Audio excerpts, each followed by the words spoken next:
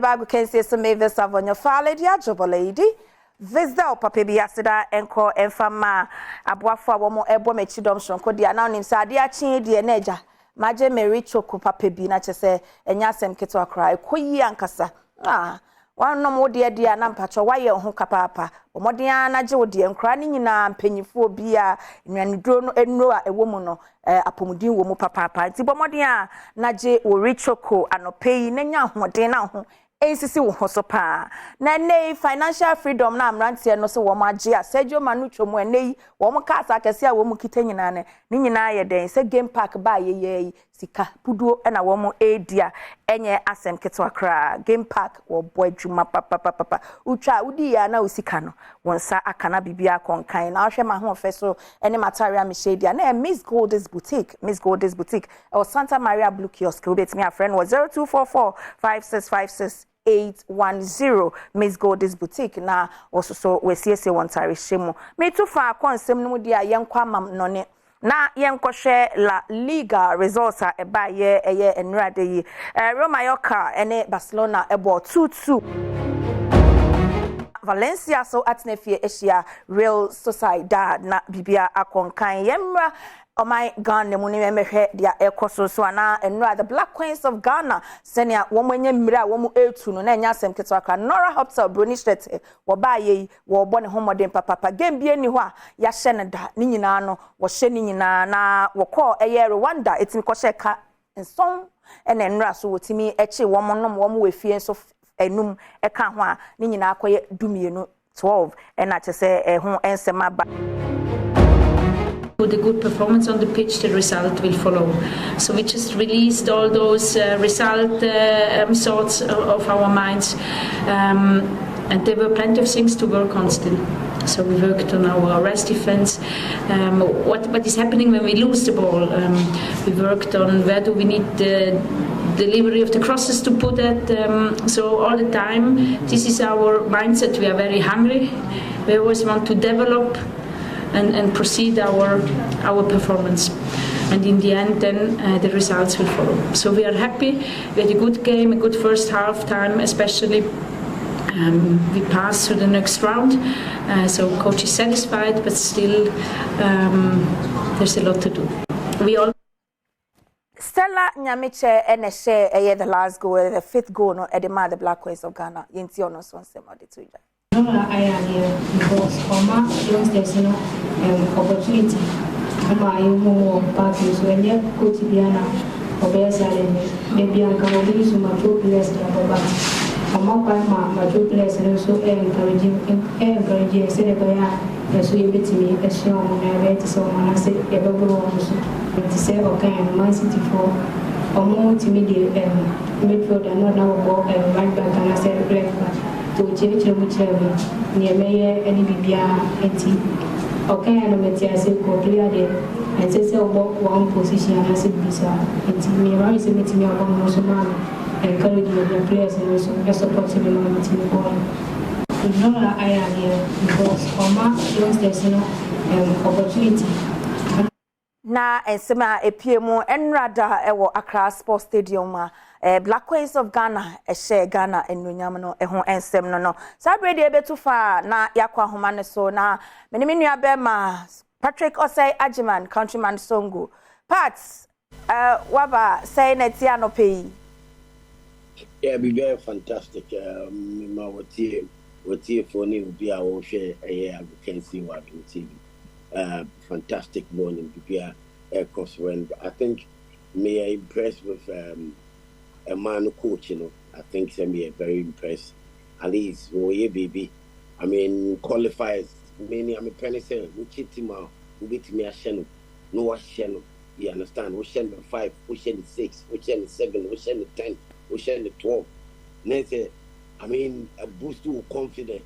Until the next time be an opponent to be an we say any chance be our channel. So I mean I'm impressed with Queens coach, you know, and one thing to say also that mentality, you know, near Danish show and quality say a high be countries be and our teams be a if you almost said that near who audience about baby a bit drew where it matters most. Yes, yeah, countries almost in them game in the bono almost so any dame at the Ghana no. Even they are more better than Ghana no. Or say that time no, but girls in here ready or more mentality no. Or just one fine show my dream or more montias on cycle or more music. I mean, as or moving forward, no, or moving here. I mean, bigger countries and I said tougher countries. They have to be tough. Now, I think I'm impressed, but still we need to keep her on her toes in a very professional way to make sure. Say, I mean, over to me, I'm a mad football. No, sorry, we share Black Queens. I mean, those days now they're fantastic. Yeah, in Nigeria for Nigeria for 2 years we team, almost 2 years team, but and the football I basa anti, am Black Queens they crazy about qualify for women's AFCON empty. I mean, very bad, but I'm very impressed with this current Black Queens coach. You know, I mean, she's doing something, and I hope say, over to me, I am more professional. Now, the system of play, no, what holding the tight, what she looking at. Now, a man where it matters most. Over to me, I they are shit to send you much. Rwanda money, Guinea Mona. Now back to the main song was taken and Casano Payno. We were football elections. You understand? I mean, so-called football people. There's no way. Or say current president, you know, or no continent, and I say or no Gina as unopposed. There's no way. I mean, there's no BBN word say football. No, I just say, I mean, your national teams, you know, be time when it comes to so more competitions, or more ball, or more trophies. I mean, yeah, the progress of the national teams, you know. You understand the moment you local football. I mean, you the support, you the excitement, I mean the talent in the local football. You understand? They also want to tackle bad officiating, so that every supporters have a pack. You understand? Supporters. You also Ghana for any local football. I say, oh yeah. And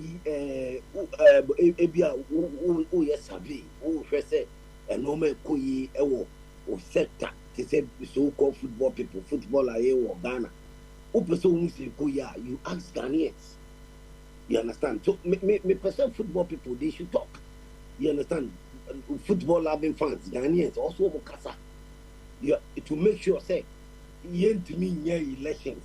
Yes, the current FA president, you know, why you football to the stand say or no one thing in a Senitina. One are disqualified of the free na a bad system, a Babylon system, and Babylon system be as also a vampire. You understand that greediness, selfishness. Sa person I'm in charge. A coin be as no system no me continue. No, it shouldn't be forced. It should be professionalism. Or say you pull swabber, say to play to us 4 years. Be a shame football so they are just here to the swabber. So be on opposed there no way. And yes, sir, we should test the law. There should be court injunction. 5th October no more. And the SC was say the court football elections watermelon any concept pass. Say a coyer on opposed to go on the concept pass. But say almost the common sense. What you say? At the woman who has to say every football it is not an individual, but a membership. So 5 blacks. Not a general manager assigned and endorse candidate. I'm only a year to match a former vice president of Ghana football. Only to the stand say vetting committee a disqualified appeals committee and the same a vetting committee so and for common sense etimi a disqualify ne dia na se mo pese mo kupi ade no mo no ade ne de ma sitting president no nko ase wo nko no post ye ade we bisa mo ama mo bibia na wa promise mo bibia na wa intimidate mo force mo no, I don't think so. Look at the state of our football. Near fan can't near fan to playing for or football no football sorry Apeja. Look at the state of our football. Football no more yet, but we are seeing nothing. Last time the tournament and no more national teams in local football and seeking talent and what Ghana had local boys. Mum support me. I could do so much me about blasters. Eti Mujauma Employee the other national teams, you know, a year 2017, 2010, no matter causes are foreign based players, Ghanaians, no more the local boys can clear the account, Nina Sony feeling. Nina and Kugu and Fat Trophy and Firm Kunimu and Kunim Dibia, my current everywhere. And the blasters are coming up on 2 times. Baku yan share match Baku Kura. Blasters are share match Baku Kurani and Green back. World Cup yes hardly. What is so exciting? A day pan a Chelsea Ghana football you go here. Or say yes to Tony Pabaco so no kwa and call the post on the post. No way. We got to test the law. Court or see a TC one thing football. Demonstration. A year today.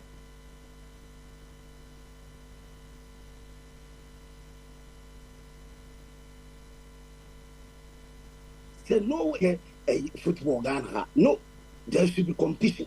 Where competition is a very key. And you a worthy leader and also will be a sumbo with your dignity so bet me attend things around the my way in football. If Peto current FA president Bibi Wonimua NABA MP ya Mummy Kotuaba Namun Swaba near who say yes Bibi Wonimu MP BP more confidence more GD with him but so on Tingina and go on the post there there's no sense common sense say it shouldn't be because you hear competition it is the fear no more disqualify no also Musa the papa almost football no and your members and your individual it was in the papa what in the contest yes 5th October Tamale there should be court injunction and you can't say elections in the past say elections in Basu Ghana football pa send the ACIE yes FA president to the go on the post it shouldn't be any can't say Caesar. It is a football elections liberty na Basu party. Then I did you who say yes. Every president no go and thing na no go and go on the post. And yes, sir, yesterday or see tested the law. I mean, football loving fans are ninja. Tell me a football see course to Ghana. You can go to the law court. I mean, we can test the law. You bet my yesterday, you bet my demonstrate see about thing. Because you play football here. I care less. You obey deep with him. I hold the enemy who said, my young Jumawi. And you papa open a teaching eye. And you want to post as him. Where do you pam you pam yes and the pam 9 at Tiagina and about coding for him. But the pass said, the papa could bet Tiagina, or the family home power. But in obeying to him, say I get to cloak no, say I do the free no, or the eye careless. Ni amekeni say ni obedin kunim be football yi 1 PM ye beto aso enu anu no part wache wadwen na migidi say de waka na beto aso pemu ama empanyifo afa san say ekoyie no watimi aka ho asem say man game no ekoyie na say na omo hye no nsoso no wani age ho a wabo wo mo abaso nti say ba bi so etochima na woka the unquenchable fireman enu anu no wadwen no wachire asida enko efama aboafo a wo mo ebo mechidom anope amede eye akokensie nkomo ebre wodi a akokensie ensembre wodi a na game park se na makache wo no se de na mo twen pick one ni nyina no eneyi aba in a banga enya asem kitwa kra chusu eye wo favorite number if you 1 to 36 netwa na utwa mepacho ubedi uye den a obedi bi na odi so a sika no ebetom ntempa e de ama pa se ne a obetu no ne mpacho se u phone kitawa boni ntempa so anope utimi edi bi san se draw no ebeba so e wo Adom TV ya so ya anope ya bo first draw de ama na second draw beba pepepe the amount 9 am pepepe ena ye de ebrel na 12 we so answer na ye de news ne bebrel no so ya side the draw no e bi ahye so na 6 pm so news so ebeba no so na answer na ebeba ne ye de eno so e de ahye so me ensa ni nyina ye den a ubedi mu ba ko *946# *946# na chese eno ano no on all networks na chese bibia akonkan e de amount disika ni bi na financial freedom ya enei Sergio Manucho ene Bernard Nyameba padi botwe no mo wo ade wo mo hu chema wo mo agya won so wagya ibi na bibia akonkan asida biem enko enfama richoko ena mami ahodin yo mpacho wonum bia no pe ya entempa so pe nso hye uhia hwe sugar wo mu dada milk wo mu dada chese bibia wo mu cocoa powder eye creamy vanilla ni nyina wo mu a chese bibia ekọ kama awia utime nom enwumre utime nom chese nuanu nu e wo mu no ahodin e wo mpapapa richoko se uhye ude na se with it na bibia ekonkan ede ema na entire shemu de wo be hye entire no asiesie hu yie na wo pe occasion bia ne de sese wo hya wo se wo dress maniko me pacho fre 0245656801 na wo mo Miss Goldie's boutique no asiesie o kama enkrofo a wo mo ebo mechidom shonko ema ene me de agokensi nkom ebre wo nie meve savonyo fa lady ajobo lady visitor papa bi fa osanka fidie no yeguso adese